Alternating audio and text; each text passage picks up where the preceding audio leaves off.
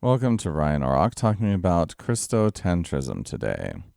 And Christo-Tantrism is a spiritual movement that enables us to follow Jesus, if Jesus is an important person in our lives, as well as enjoy and celebrate the body, which is what I believe Jesus meant when he said the abundant life.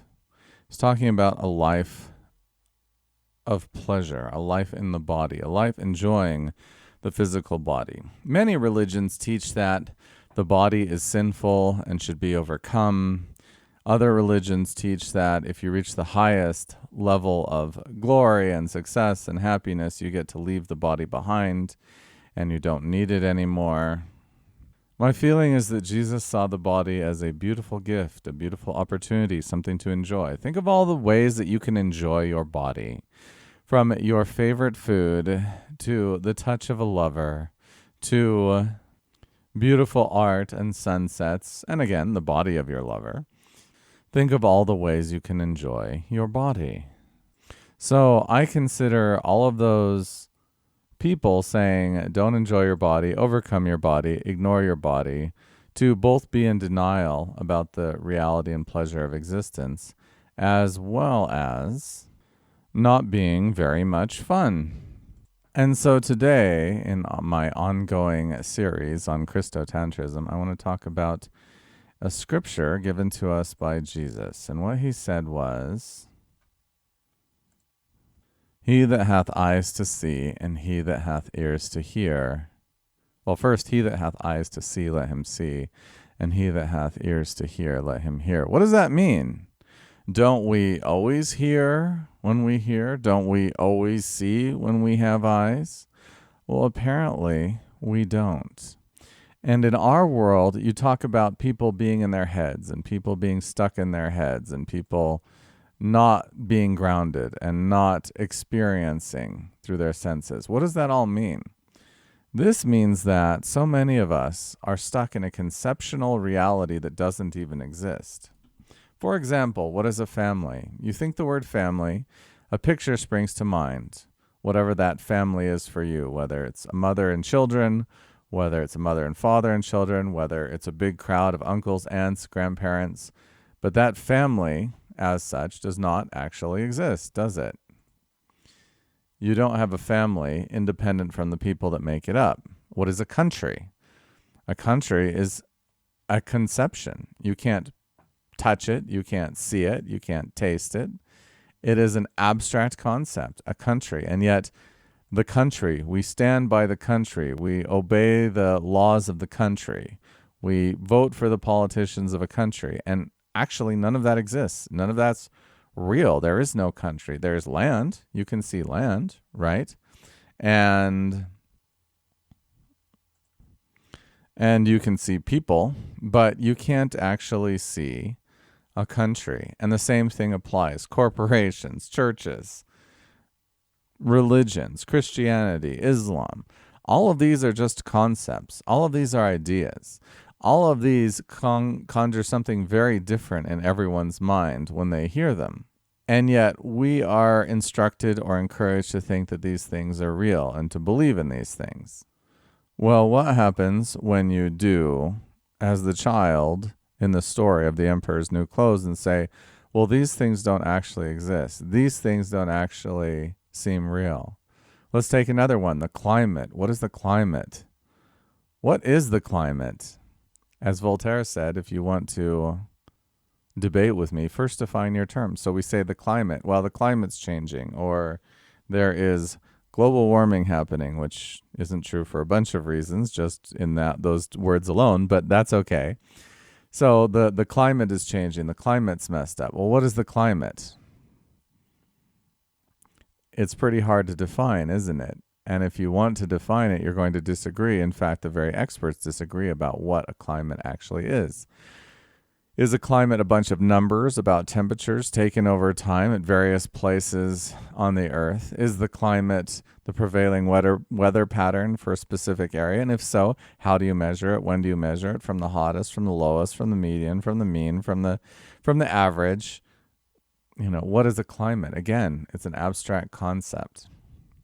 What is health? What is mental health? What is disease? What are all these ideas that are thrown about? What is unemployment? What is employment? What is GDP? What is financial success? What is happiness, joy, peace, love, understanding? The further you dive down, the more you see that every single idea that you use to manage your life and the lives of those around you is limited to an abstract concept that at some point someone taught you. And the smarter you are, the more you're able to understand, or at least the more intelligent you are according to the measures used in the world, the more you're able to receive and accept and live according to these abstract concepts. To the point where we have people arguing about there's Republicans and there's Democrats, and he's a Republican and I'm a Democrat, and therefore I'm against him and I'm voting for the Republican or the Democrat. When, again, what is a Republican? What is a Democrat? What is Republicanism? What is Democratism, right? These ideas, these concepts are incredibly fuzzy. Or how about another one? Hope and change. I'm going to give you hope and change. Well, what does that mean exactly? Hope in what? Change where? Right? And the more you think about all of these ideas and the more you dive into all of these abstract concepts, the more you can see that you are actually lost and your mind is lost. And whoever is defining the abstract concepts that you accept has a tremendous amount of influence and control over you. If they can get you to identify with these abstract concepts, I am a citizen of this nation. I believe in the principles of freedom. I am a member of this religious group. I am a member of this racial group. Once they get you to accept these abstract concepts and believe in them, then you have to be very careful from that point forward that the actions you take, the words you say, the sensations you have, the beliefs you hold, the words that you repeat in your mind are actually moving you toward what you want. And what do you want? When I began my coaching training, I studied with someone very deeply who put into words what I had actually been looking for. And so when he begins to speak to people and he begins to coach them and work with them, he asks them, and this goes back to all sorts of different threads of personal development that I'm not going to get into here, but he says, what would you be experiencing with your senses if you had what you want? What would you be seeing, feeling, doing, or experiencing? What would you be experiencing visually, auditorially, kinesthetically, right? In other words, what would your senses be taking in? What would be happening with your sense of touch that was pleasant to you? What would be happening with your sense of taste? What would be happening with your sense of sight, your sense of hearing? And instead of focusing on some abstract concept like, I would be secure in my retirement in my old age, or I want a happy relationship, or I want to be financially secure, or I want to be healthy, he would say, if you were healthy, what would your senses be experiencing? And that is an excellent question.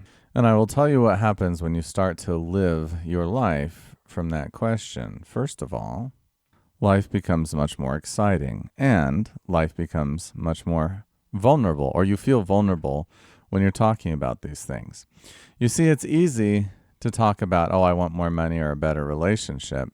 But when people ask you, what do you want those for, or what would that be like to you? My experience has been, one person can say, well, for me, a good relationship is a walk on the beach every day, hand on hand. And for someone else, that good relationship may be being spanked and having your hair pulled and being told you're a naughty girl, which, if the sales of 50 Shades of Grey and similar literature indicate, is not an unusual fantasy or desire.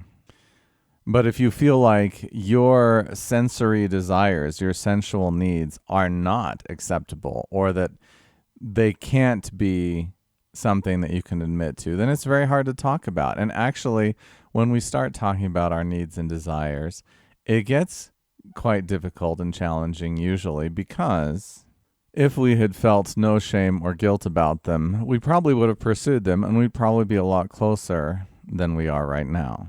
So often, this abstract thinking and the training of society, the state, our parents, politicians, but especially our parents, will be holding us back from what we truly want and what we truly need to feel pleasure in our senses.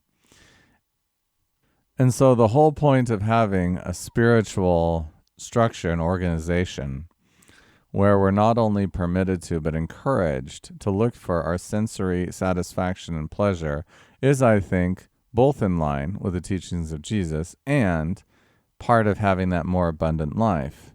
And it's a very rare thing, because religions often use, as a matter of course, shame, guilt, fear, to try and keep their adherents in line, and end up exercising a lot of control over people that isn't actually conducive to their happiness and joy for precisely that point.